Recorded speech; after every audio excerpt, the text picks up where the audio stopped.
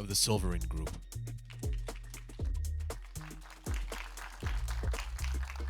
Hey everyone, thanks for joining on this beautiful sunny day. I know you have options and I really appreciate you being here.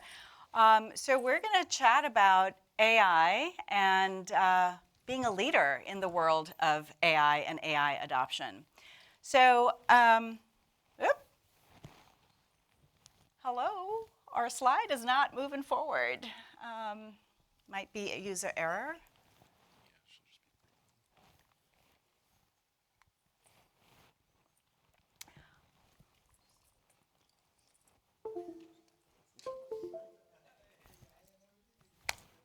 This is what happens when the robots take over. Exactly, exactly.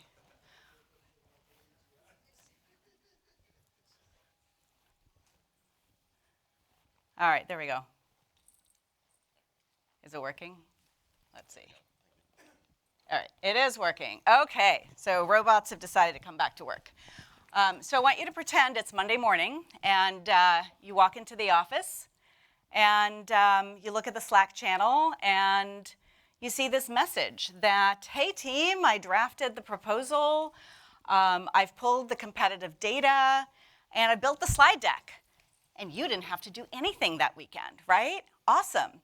So as a team, you might go, well, now what do I do? Everything's done.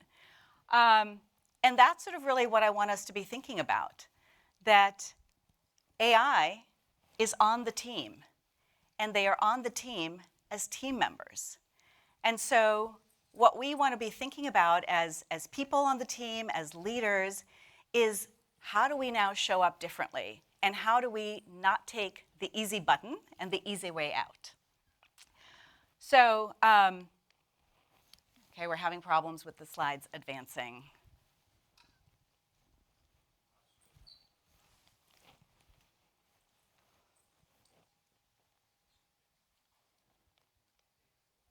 Yeah.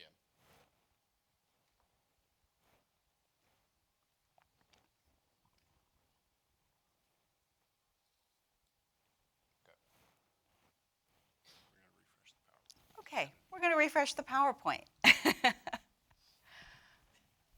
All right, well, while they're refreshing the PowerPoint, I'll tell you a little bit about myself and why I'm standing up here. So I spent a good portion of my corporate career working in organizations leading transformation around culture and M&A and sort of just really helping organizations get from point A to point B.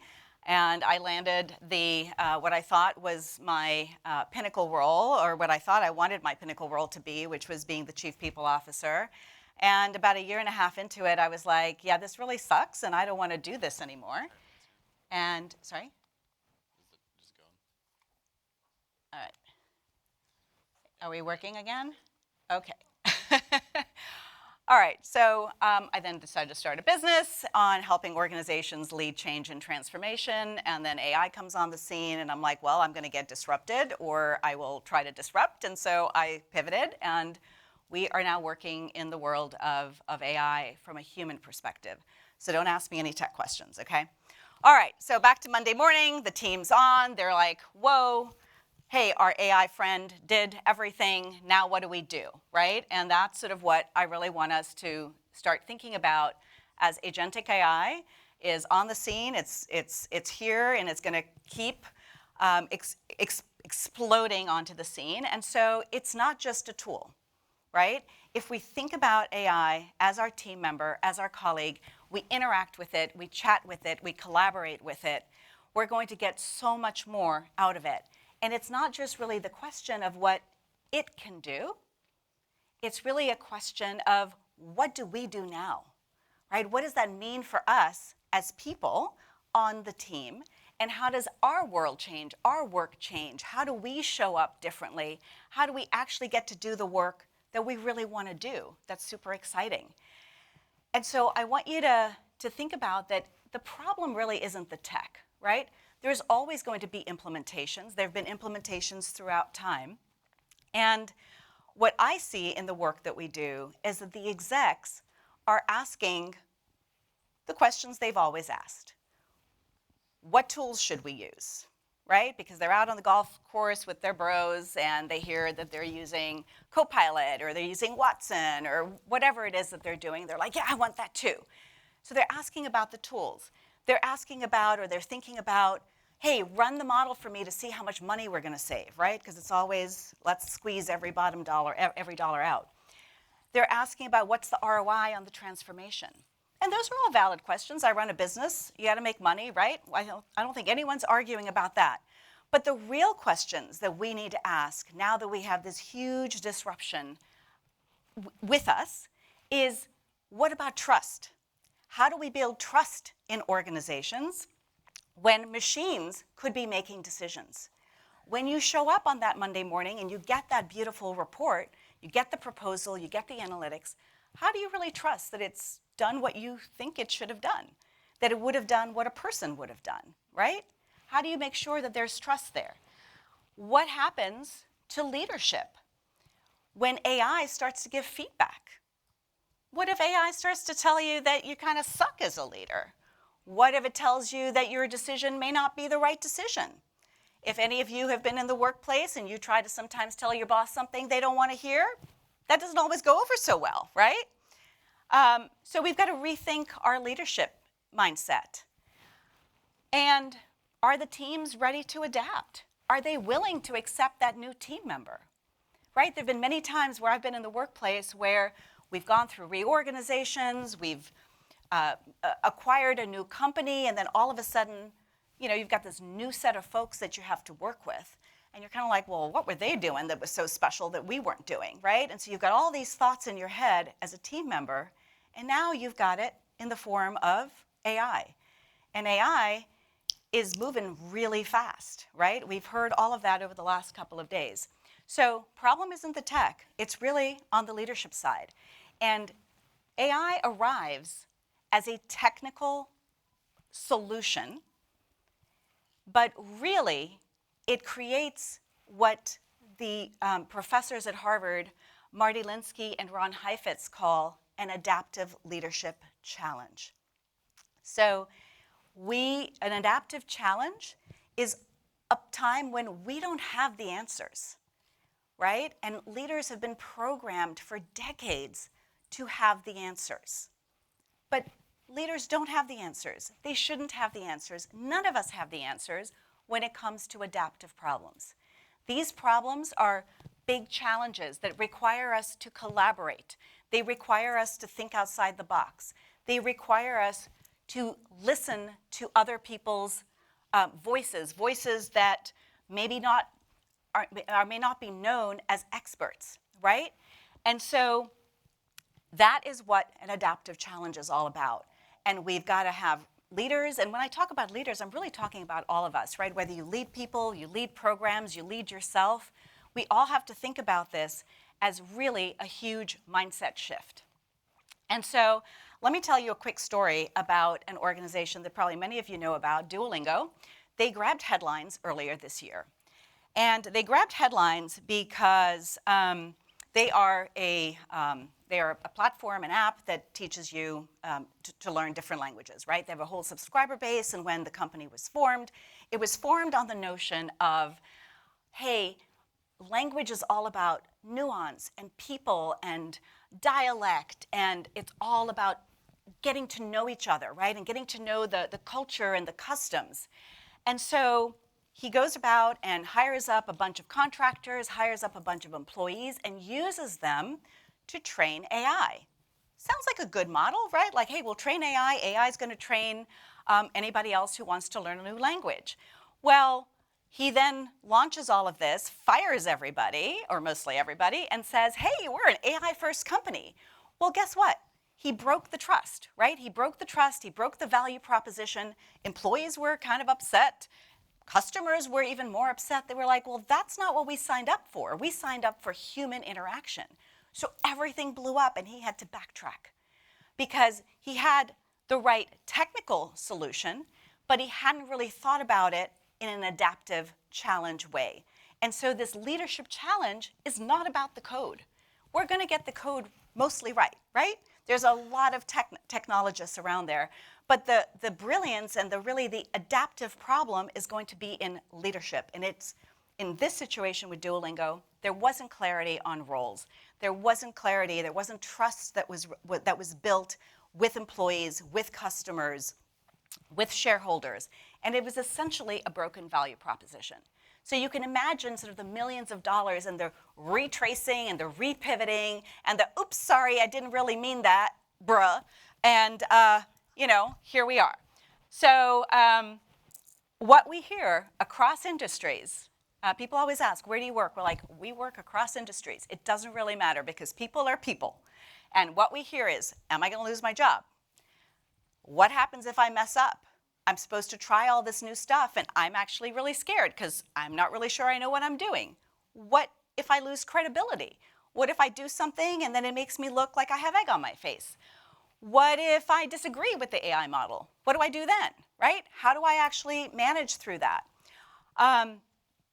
What if I'm the bottleneck because I'm trying to double check everything? And actually, where are we going with this?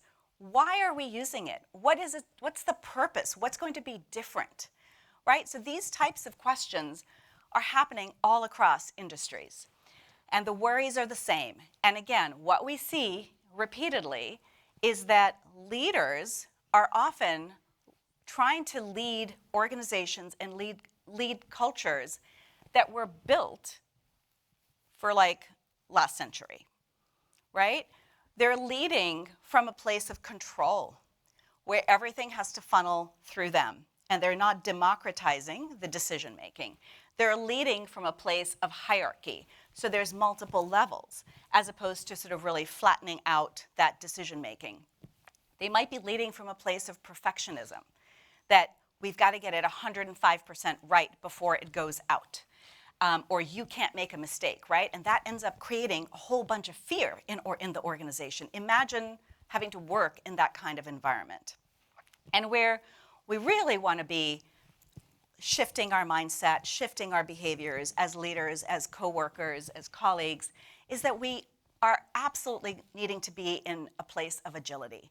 We've got to be flexible, we've got to pivot, we've got to realize that what happens today is going to probably be different tomorrow, and we can't get really stuck on anything, right?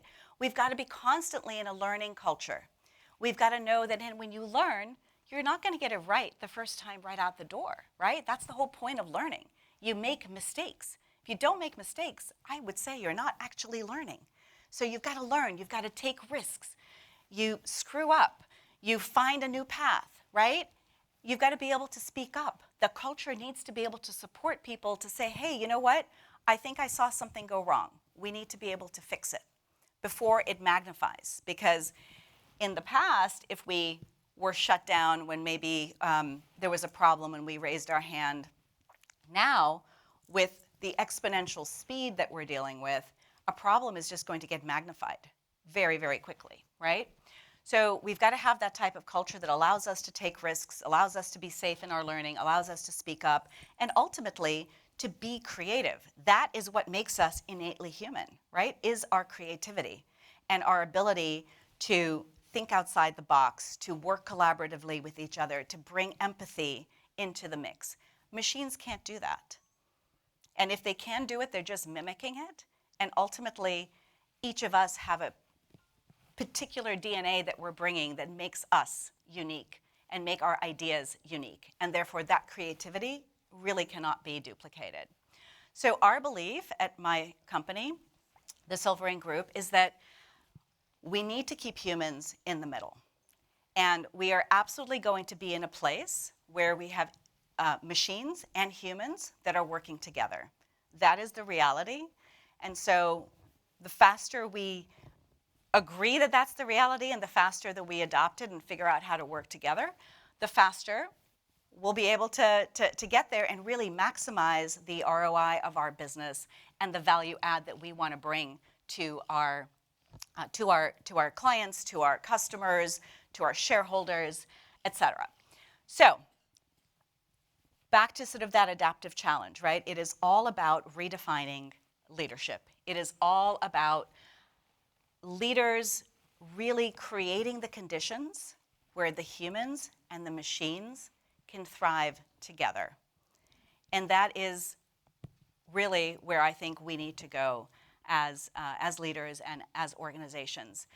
All the research will show, right, that at least 4 out of 5 AI transformations fail. So millions and millions of dollars are invested. They're invested in Copilot licenses, they're invested in IBM Watson licenses, right? They're invested in all these different AI tools. And adoption is usually low. And it's low because there's resistance from the humans. So you can always have a beautiful AI technology implementation, but if the people in the organization are not going to use it, then you're not really maximizing your investment, right? And so realizing that that was a problem, and that's not a new problem, right? I've been in the business world where we've done lots of tech transformations over time, and the sticking point has always been the humans. So of course you can try and do what Duolingo did and get rid of all the humans, and that's probably not the path forward, right? Because then you're just going to have an organization that's repeating and not really innovating in the way only humans can do. And so we actually built out a methodology and a diagnostic and a methodology to help organizations get their arms around what is happening in their organization and to create clarity on the human readiness to drive that transformation. Because if we are able to name the fear, if we're able to sort of say, here is the friction point in the organization, these are the things that we need to work on and overcome, and we're able to come up with a plan and help people see themselves both in the organization today and in the future, then the anxiety drops, right? And then you have people leaning in because they're like, hey, I'm a part of the future, and I can see how I can work and collaborate with AI that's actually going to augment the work that I do, that's actually going to help make me better and faster and get some of the grunt work done that I don't want to do, right? So we have to sort of be able to name that fear, otherwise that vacuum just creates fear and distrust. So we've got to redesign around possibility, right? The world is really our oyster, and we can take this and take it in a really positive way. Think about all of the possibility that we can create out there. And the 6 key drivers of what we help organizations look at and diagnose and transform around are as follows. First is really the strategic intent. What do you really want to do with your AI transformation? Be really clear about where you're headed, and then tell the story about where you're going, right? Tie your AI to the strategy of your business. Tie it to the values of your business. Tie it to customer outcomes. What's going to really be different? And do it in plain language. Do it with humans in the middle.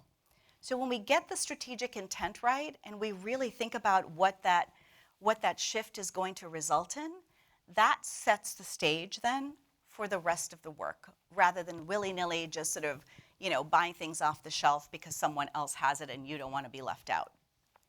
The next really important thing is the org structure. What is your organization going to look like when you have people and machines working together? And just for those who are wondering, I know that we are actually not going to have little robots buzzing around our workplaces. We might, but that's not what agentic AI is. But I want you to visualize that the capability that's sitting in your phone or on your desktop is actually like a person, right? So when they are a person, then we can think differently about what is work that belongs to the human and what is work that belongs to the machine. And how do we then ensure that there's shared responsibility and that there are handoffs and that we know who's in charge and we know what's going to happen when the machine goes rogue, because the machine is going to try and take over, right? If human beings are programming the machines, and we know that human beings love power, the machines are going to love power. And they're smarter and faster than we are. So we have to be prepared for that. But ultimately, this is what our org structures are going to look like. We're going to have teams of agents. We're going to have maybe agent bosses. And that is a whole radical new way of working. And if we don't lean into the adaptive solutions and the adaptive thinking, we're going to get left behind. The third is you got to clarify what the culture is. You've got to know, do you have the kind of culture in your organization that normalizes the ability to experiment? Obviously, safely, right? We know that people need to sort of make mistakes. We know that they need to take risks. They can't take risks if they're going to get penalized for screwing up. Now, they have to do that in a safe way. It has to obviously all be contained. But that's the big piece. And then you need to celebrate those that are adopting it. You need to celebrate those that are adapting. And you've got to really also invest in that piece, right? If you don't invest in the change management, you don't invest in the upskilling, you don't invest in the leadership development, then you're not going to be able to, again, execute on the change. And that leads to the fourth thing, which is really thinking about reskilling and upskilling versus replacing.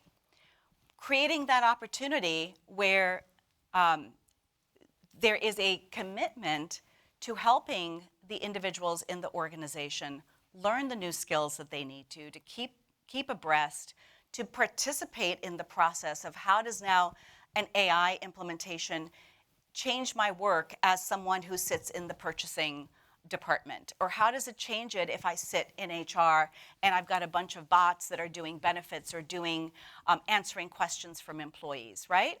What does that mean? How do I work with it? How do I learn those skills that I need to learn?